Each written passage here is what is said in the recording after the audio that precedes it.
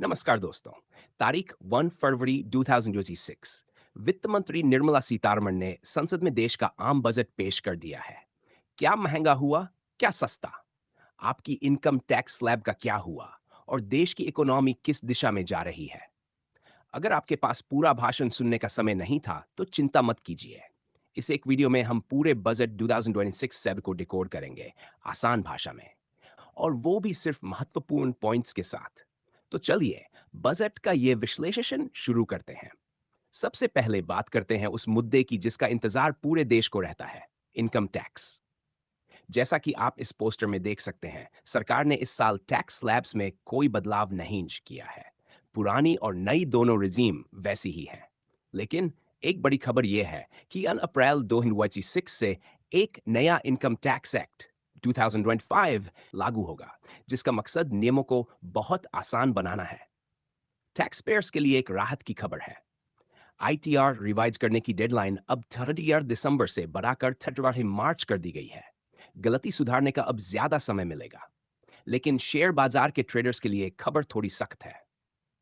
Futures और options F&O पर STT securities transaction tax बढ़ा दिया गया है। वहीं विदेश घूमने जाने वालों के लिए अच्छी खबर है। फॉरेन टूर पैकेज पर टीसीएस घटाकर फ्लैट 2% कर दिया गया है। अब रुक करते हैं बिजनेस और इकोनॉमी की बारीक डिटेल्स पर। मेक इन इंडिया को बढ़ावा देने के लिए मोबाइल फोन के पुर्जे और क्रिटिकल मिनरल्स पर कस्टम ड्यूटी घटाई गई है, जिससे ये सस्ते होंगे। वहीं इंपोर्टेड लग्जरी सामान महंगा होगा। कॉरपोरेट टैक्स में स्थिरता रखी गई है और एमएसएमईज के लिए क्रेडिट गारंटी स्कीम का दायरा बढ़ाया गया है। कुछ बातें जो हेडलाइंस में नहीं आती, पर जरूरी हैं। बिजनेस करना आसान बनाने के लिए छोटे मोटे टीडीएस डिफॉल्ट्स को अब अप्रैलाइज नहीं माना जाएगा। और ध्यान दें, एटीसी या होम लोन के ब्याज पर छूट की सीमा में कोई बदलाव नहीं हुआ है, स्टेट्स को बरकरार है। अगर देश की ओवरऑल इकोनॉमी की बात करें, तो सरकार ने राजकोषीय घाटे फिस्कल डेफिसिट का टारगेट FY27 के लिए 4.3% रखा है, जो दर्शाता है कि सरकार खर्चों पर नियंत्रण रखना चाहती है। भविष्य की तकनीक पर बड़ा दांव खेला गया है। सेमीकंडक्टर मिशन 2.0 के लिए फटो द करोड़ और बायोफार्मा सेक्टर के लिए डेंट सेंट करोड़ की नई स्कीम का ऐलान हुआ है। अब जल्दी से देखते हैं कि अलग अलग सेक्टर्स के लिए इस बजट में क्या खास है। हेल्थ सेक्टर में सबसे बड़ी राहत कैंसर मरीजों को मिली है। कैंसर की स्वेडन जीवन रक्षक दवाओं पर कस्टम ड्यूटी पूरी तरह खत्म कर दी गई है, जिससे ये दवाएं काफी सस्ती होंगी। इसके अलावा देश में 5 नए रीजनल मेडिकल हब बनाए जाएंगे। शिक्षा में जोर डिजिटल लर्निंग और स्किलिंग पर है। डिजिटल इंडिया भाषा प्लेटफॉर्म लॉन्च होगा और पीएम कौशल विकास योजना ना 5.0 के तहत युवाओं को एआई और आईओटी जैसी फ्यूचर स्किल्स सिखाई जाएंगी। किसान भाइयों के लिए कृषि सेक्टर में कुल 1.63 लाख करोड़ का आवंटन किया गया है। किसानों को सही सलाह देने के लिए एक नया एआई टूल भारत विस्तार लॉन्च किया जाएगा और नारियल, काजू जैसी हाई वैल्यू फसलों पर फोकस बढ़ाया जाएगा।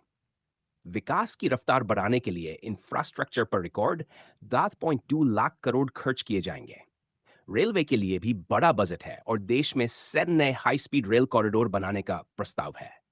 अब टियर 2 और 3 शहरों के विकास पर भी खास ध्यान दिया जाएगा। देश की सुरक्षा सर्वोपरि है। रक्षा बजट लगभग 6.25 लाख करोड़ का है। इसमें सेना के आधुनिकीकरण, नए फाइटर जेट्स, सबमरीन खरीदने और आत्मनिर्भर भारत रे के तहत घरेलू उत्पादन बढ़ाने पर जोर दिया गया है।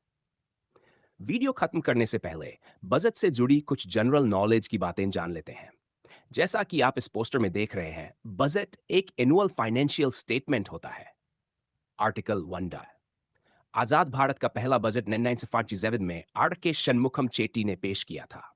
सबसे ज्यादा डेट बार बजट पेश करने का रिकॉर्ड मोरारजी देसाई के नाम है और सबसे लंबा भाषण देने का रिकॉर्ड मौजूदा वित्त मंत्री निर्मला सीतारमण जी के नाम है। तो दोस्तों, यह था यूनियन बजट 2026-27 का पूरा लेखा जोखा, आसान शब्दों में और पोस्टर्स के साथ। कुल मिलाकर देखें तो ये बजट स्थिरता पर जोर देता है। टैक्स में कोई बड़ा झटका नहीं है और इंफ्रास्ट्रक्चर व टेक्नोलॉजी के जरिए भविष्य के विकास की नींव रखता है। आपको ये बजट कैसा लगा? आपकी सबसे पसंदीदा या नापसंदीदा घोषणा कौन सी थी? हमें कमेंट करके जरूर बताएं। अगर आपको ये वीडियो और हमारा ये पोस्टर्स के जरिए समझाने का तरीका पसंद आया, तो वीडियो को लाइक करें और अपने दोस्तों के साथ शेयर जरूर करें। ऐसे ही आसान विश्लेषण के लिए चैनल को सब्सक्राइब करना न भूलें। मिलते हैं अगले वीडियो में। जय हिंद।